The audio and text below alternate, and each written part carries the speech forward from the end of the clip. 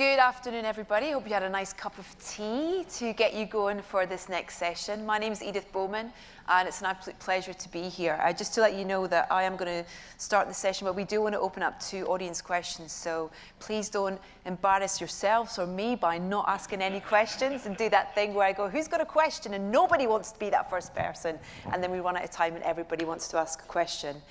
The power of creativity and vision. It can move us, it can entertain us, it can empower us, it can educate us.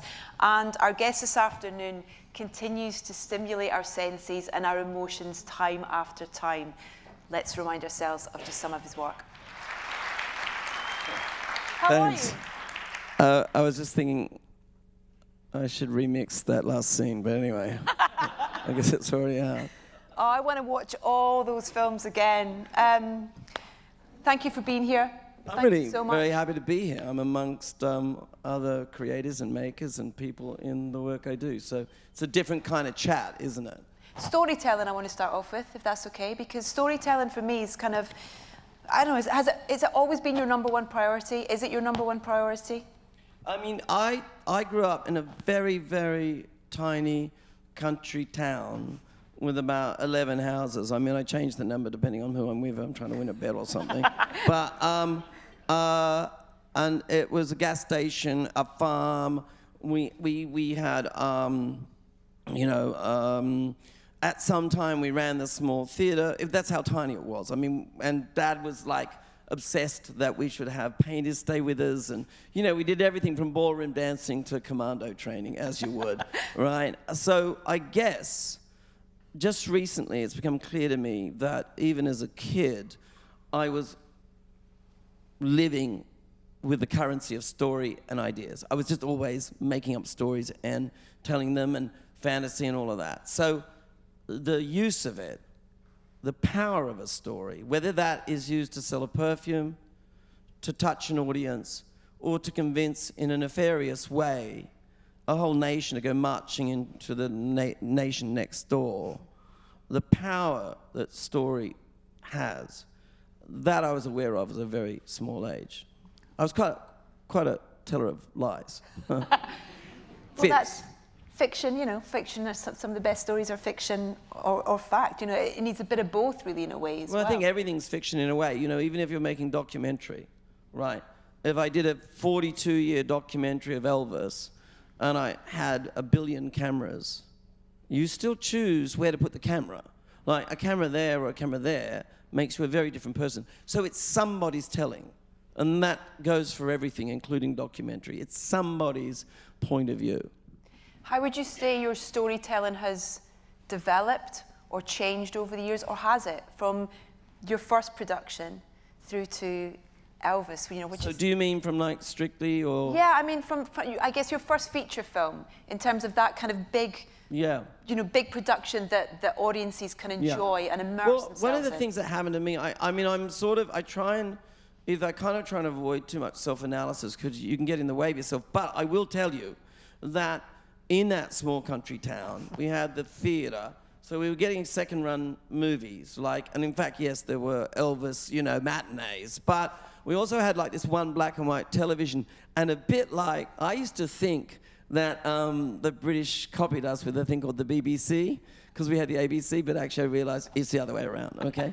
So we had the ABC and that, and we'd only get what was then considered sort of junky, no one cares movies, and it'd be things like Citizen Kane and, you know, The Red Shoes and, you know, Young Lions. And actually, I think my diet was a diet of old classic movies from that period. So that comes with me. Yeah. Having said that, when I went about doing Strictly Ballroom, I remember, you know, this Ted Albert comes to me and says, oh, you know, we've got a film company, we want to make it. And I said, well, yeah, I'm going to direct it. And they were like, I don't know about that. And they went, oh, all right. And then I hired a professional writer. I don't want to say too much about this, but we wrote a very realist screenplay.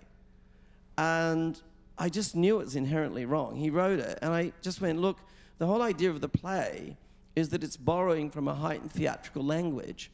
So I then started working with Craig, who was my friend from high school. But I started to reach into this sort of grab bag and understanding of theatrical cinema, which is a very old sort of cinema, but I try to look at a way of doing it, decode it for now in a new way. And I think once I started to do that, it just became my language. Whether you like the films or not, it's the way I tell them. And I've tried to step away from it.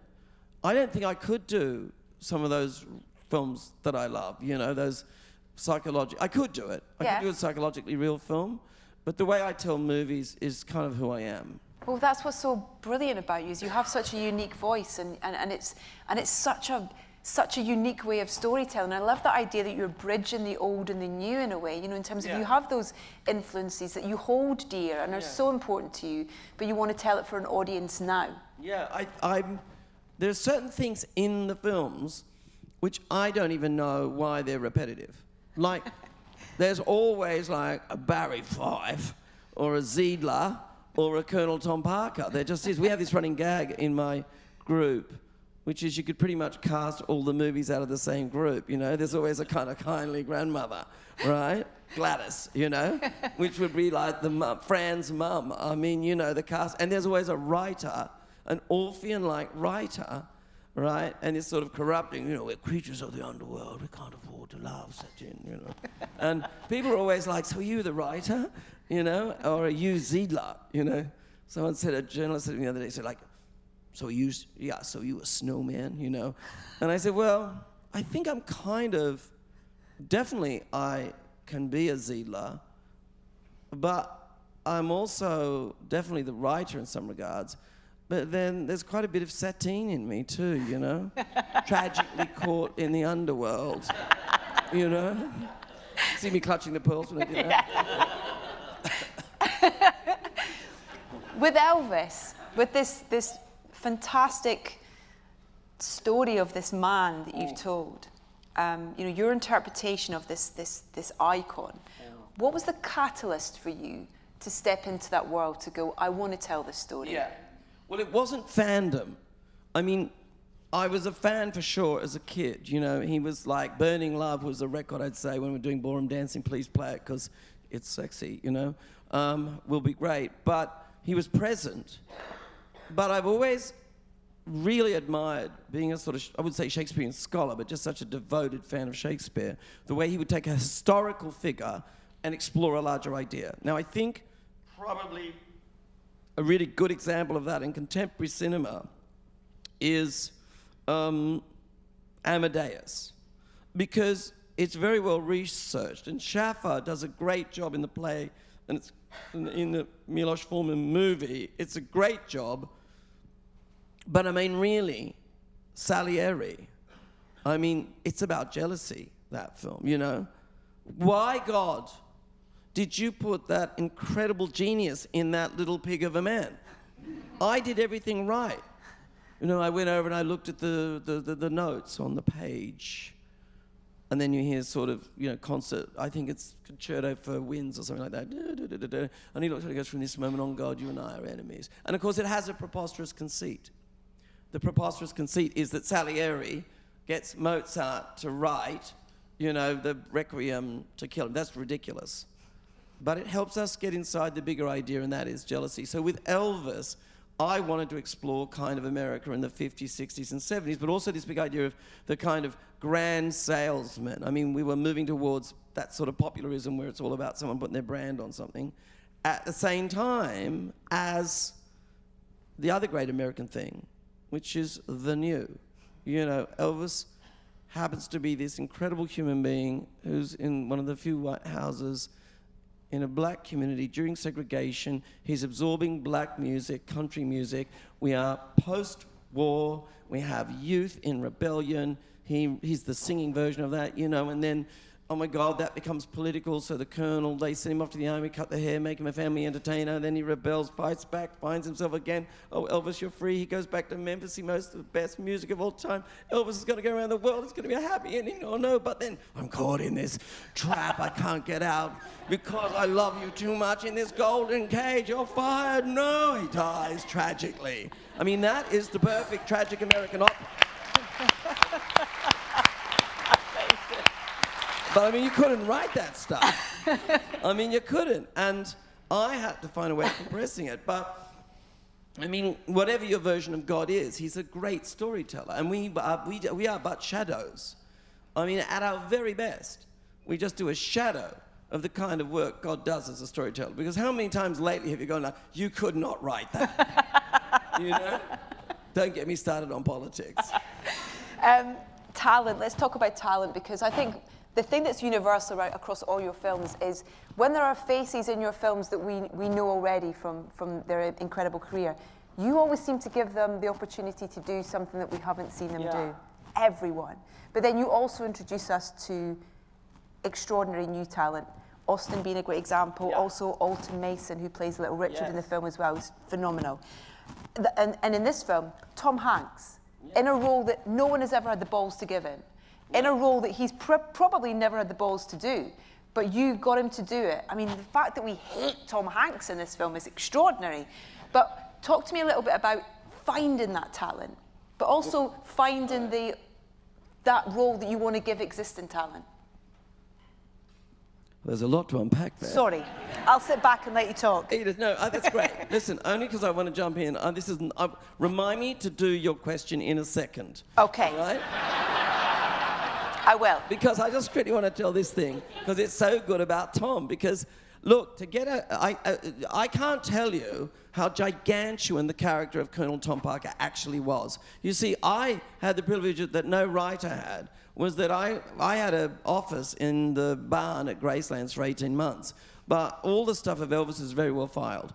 The Colonel needs his gambling money. I'll tell this really quickly. He's gambling and he's trying to sell all of his stuff, and eventually, for $2 million, they just sort of dump it in a dumpster out the back. And anyway, there was a tape recorder. And he used to tape himself a lot. And I got to hear that.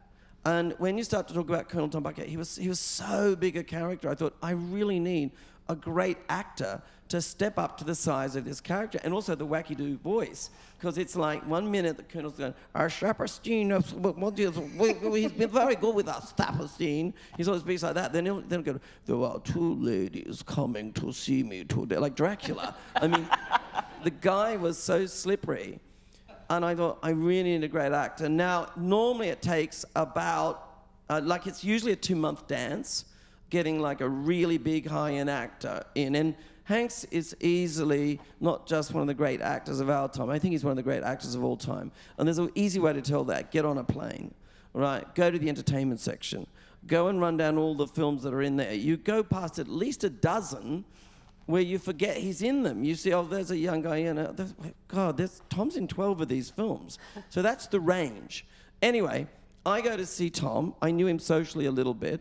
I sit down with him at Playtone, and I've got my video. I haven't written the script, and I'm really ready for round 1, you know, get him interested, and then round 2, I'll blah blah blah. I'm telling him about Tom Parker.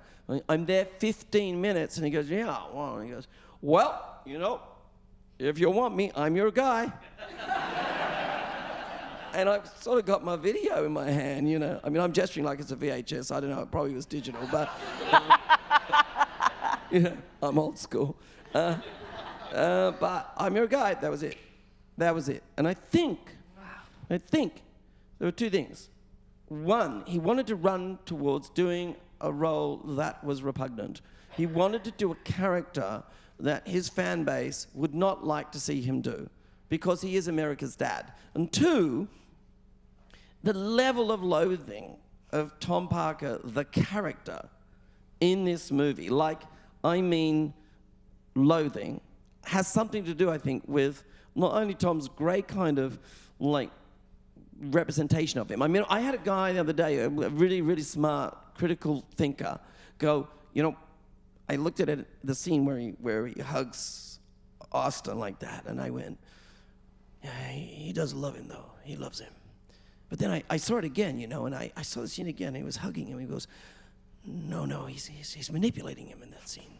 Hanks is trying to manipulate him. But I watched it again before the interview, so we did this session, you know, and I saw him do it again. I went, no, he definitely loves him. He definitely loves him. Right? And I said, well, actually, it's both. And that's why it's such a toxic character. The flip side of that, you find this new talent. what you're really saying in a really nice way, Edith, is you haven't even begun to answer my question. You're so lovely and stylish, I must say. Not wearing pearls, though. Talent. Here's the thing I would say. Yes, it's one of the great joys of what I do. Every actor has more strings to their bow or their instrument than they'll ever get to actually play in a lifetime. I know that as a fact. And it's a great frustration for actors because once they do something really well, unfortunately, that's what they tend to get in. So even I remember, this is a great Australian actor who played Barry Fife, and he was known for playing policemen, and I got him to do comedy. Great joy. It was a great joy of mine to help them play different strings on their instrument. Now, the other thing, discovering talent, right? So I've got a general point of view about looking for talent, but I mean talent, and this is, I know everyone here, it's not just about actors, because it's about where do you get a writer from? Where do you find the next thing? And my whole philosophy is a duality on that. I'm just giving a side note, and I will get to the question you asked, I promise. This is all no, just talk. It's great. We're loving it. No, but I mean, I really think this is important to say. Talent, there's 2 points to it from my point of view. One, it's going to be exactly the opposite of where you're looking for it. It's going to hit you in the back of the head. So be very 360. Be very aware, because it's not like where you think you're going to go and find it. And 2, I am a great believer in, if you look at in the old days of MGM, let's say with writers, or let's say, even if you look at what I know K-pop really well, and people go K-pop, people can't believe how that's come out of nowhere. In fact, Korean filmmaking, they can't believe how it's come out of nowhere. But what that's about is actually, or whatever it is investing. The Ricordi brothers, when they did opera in Milan, investing in opera writers. Puccini was one of them. Very, very early on. They're like a giant film studio. Opera was that big. But they invested in training early. And so it's a duality of really investing in the young, and I mean the very young, and early training and early investment, because it will pay intense dividends down the road. And the other thing is, when you're actually looking for talent in general, is to the direction you're not looking in. Now, you probably want to know about, like, one moment, how the hell did, as Priscilla once said, because I met with Priscilla, the Presley family don't actually control the estate. So I didn't have to, but out of decency and interest, I did.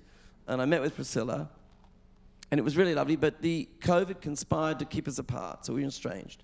And she was very, very concerned, and she was like, starting to say, like, I don't know what Baz is going to do with my life. He can be a bit wackadoo, you know? And what about this skinny kid? How can he play Elvis? So, you know, the nice part to this story is I had to, at one point when I had a rough cut, I thought I better screen it for her. And I've been nervous for screenings. You know, I've thrown up on Strictly Ballroom's first screening. No, I didn't throw up on the screening, but around the corner. But the plane was late. I was coming in from Australia, and I rang in, ding, ding, ding, ding, and they said, oh, security guard's crying. I said, oh? And I was just like sick in my stomach. I thought, oh God, oh shit. He said, yes, she's a woman. I said, what, did Priscilla leave early or something? He said, no, she's still in there, crying. And about 40 minutes later, I got a letter, an hour later. I won't tell you all of it, but she said, every breath, every move, everything. If my husband was here, he'd say to Austin Butler, hot damn, you are me. From that moment on, then Lisa, the whole family just gathered around us, and it was a miraculous and giant privilege to be part of seeing that family finally coming out of the shadows and being able to stand up. And like Lisa sort of said, it's all gone now for the grandchildren. They've got these beautiful grandkids. The weight's all gone. They won't have to put up with what I've had to put up with. So that was one of the great privileges of the movie. Wow. But it begs the question, Austin Butler, we had to make him a star before the movie opened. That's very, very hard to do. Like, not, like, at least present in the culture. Thanks, TikTok, right? Yes. Well, GQ helped out a bit too, right? Because he photographs quite well. That's really interesting. So you're thinking about that journey of him I knew what I had. anyone's... I knew what I had. The strangest thing was I don't do auditions. I sort of do workshops. Yeah. And because the audition process is so demeaning that I don't matter who walks in my room. And I can feel that might be other people in the room, their eyeballs go like, he's not going to do it. I go like, my job is to get you the job. And not only that, whoever you are, I'm going to work with you on this script. I want to learn something about this script. And the first thing I say is, look, what do you think, how can we make this scene better? So we get so wrapped up in it, and we do workshops. So they wear the white suit, we do hair and makeup. Even if it's not looking good, I go all the way. Because I go, what can I get out of it? And, you know, you do that process. With Austin, when he walked into my house, he kind of drawled up, and he was already down Elvis Street a bit. And he was like, it just sort of never stopped. I mean, I forgot to tell him he had the role for about a year.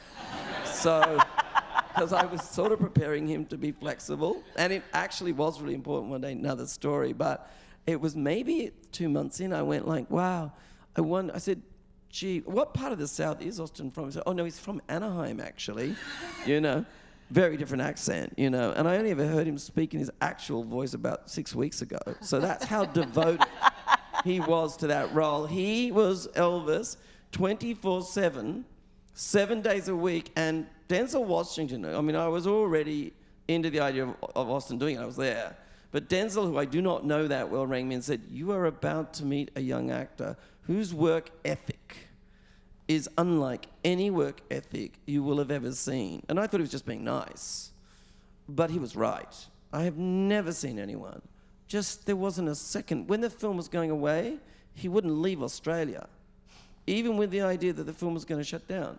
And he said, and he doubled down on working. The karate and the singing into the wind. I mean, he sings the whole first half of the movie as Elvis, you know.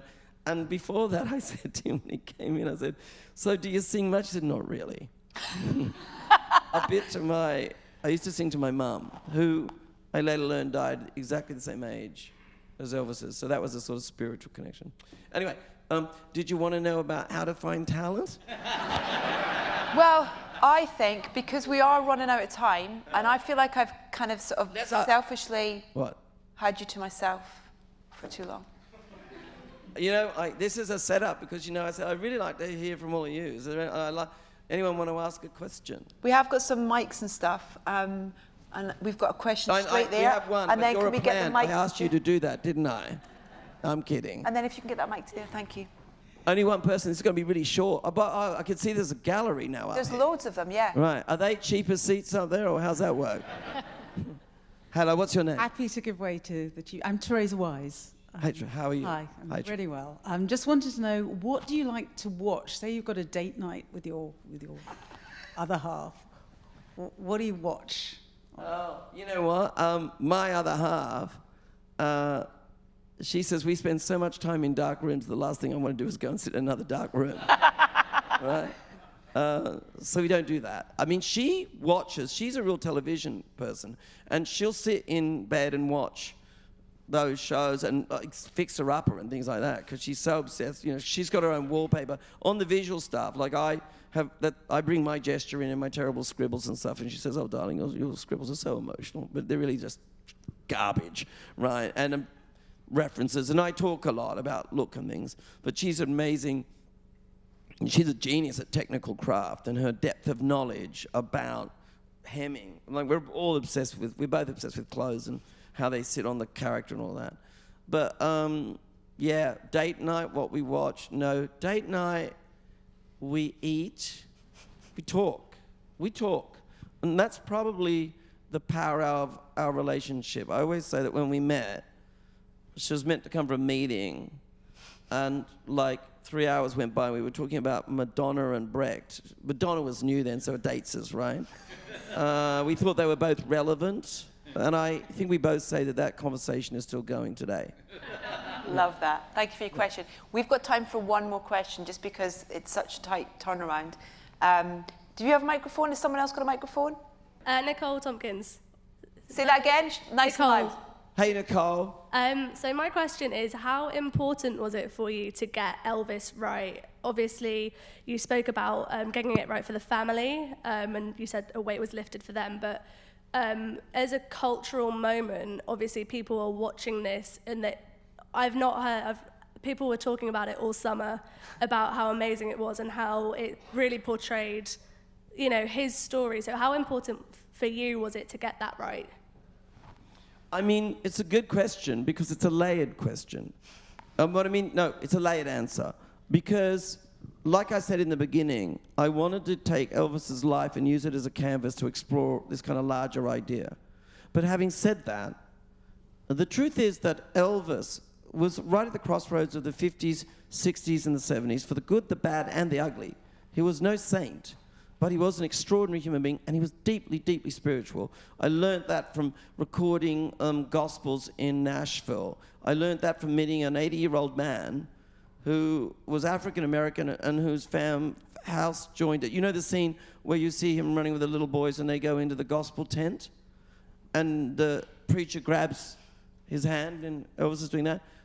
That man who passed last year, Sam Bell, I have it on video, he told me that sequence verbatim.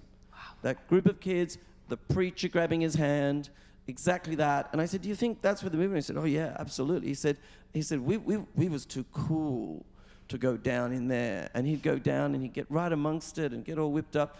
And it's my belief, out of that simple privilege of being able to actually find people that aren't necessarily in all the books, it's my belief that I came to understand something about Elvis that I don't think's ever been really identified, and that is that he was a deeply spiritual person. And you know it because even when he was could barely stand up, he would get with the Sweet Inspirations, one of whose mother was Whitney Houston's mum, and they would do 3 shows a day, and he would sing gospel until the sun came up. He was only at peace really when he was singing gospel. So I think that inner life of his, that was the bit that surprised me, and that's why I ran gospel all the way through the film. So how important was it? I think what he represented and the representation of Elvis, he never called himself king. In the movie when he says, I'm not the king, right, this is the real king, he says Fats Domino. Having said that, there's something royal, what I mean is kind of American royalty. He's an important part of American culture in that period. And he's important now. But he was somewhat relegated to a corner and maligned a lot about things that just simply weren't true. So it was important for me to spend the years I did, coming and going as someone looking outside in, to get as close as I possibly could to the truth. Finally, everything in the film I compress. I have to compress time. But you can point to anything in the film and I can give you the historical reference. As a simple example, at Rustwood, there wasn't a riot at Rustwood, but there was one 2 months later, He didn't sing Trouble There, it comes from a film. But I compress these things. But everything in that movie, there is a historical reference. So I'll tell you something.